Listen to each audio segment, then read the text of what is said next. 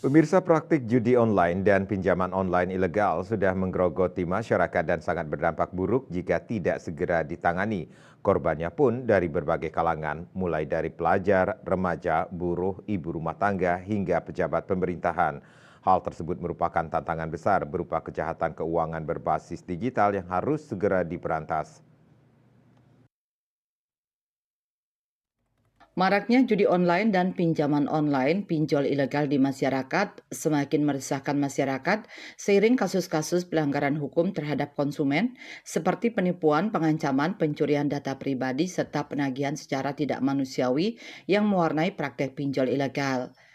Terlebih, pinjaman online tersebut bukan hanya digunakan untuk keperluan produktif dan konsumtif, tetapi juga keperluan yang spekulatif. Pengamat ekonomi Wiraguna Bagus Oka mengatakan, merebaknya pinjol yang erat kaitannya dengan judi online adalah akibat atau dampak dari kepentingan pragmatisme saat ini yang berorientasi kepada sesuatu yang instan, cepat, dan tanpa perjuangan. Terlebih adanya iming-iming yang sangat menggiurkan dengan proses cepat dan persyaratan yang mudah namun menjebak. Hal tersebut akan memberatkan korban di kemudian hari ketika korban tidak mampu melakukan pembayaran.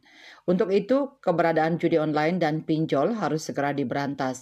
Mulai dari merubah mindset masyarakat, memperbanyak literasi tentang keuangan, dan mengedukasi diri tentang bahaya pinjol maupun judi online.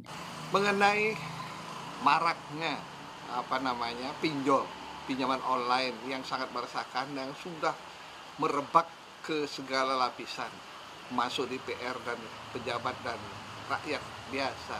Ini semua adalah akibat atau dampak daripada kepentingan pragmatisme saat ini yang berorientasi kepada sesuatu yang instan, cepat, tanpa perjuangan yang jauh. Setelah mendapatkan dana yang mudah dan murah, sehingga teriming-iming untuk memainkan dana tersebut sebagian atau setengah atau sepenuhnya untuk kegiatan judi online. Nah, ini sudah menjadi penyakit yang segera harus dibetulkan atau diluruskan tanpa ada komitmen, tanpa ada perbaikan governance, tata kelola yang baik, baik di pemerintahan, baik di perusahaan, dan mindset kita berubah dengan karakter yang lebih bertanggung jawab dan lebih kredibel, lebih terpercaya. Saya kira agak sulit.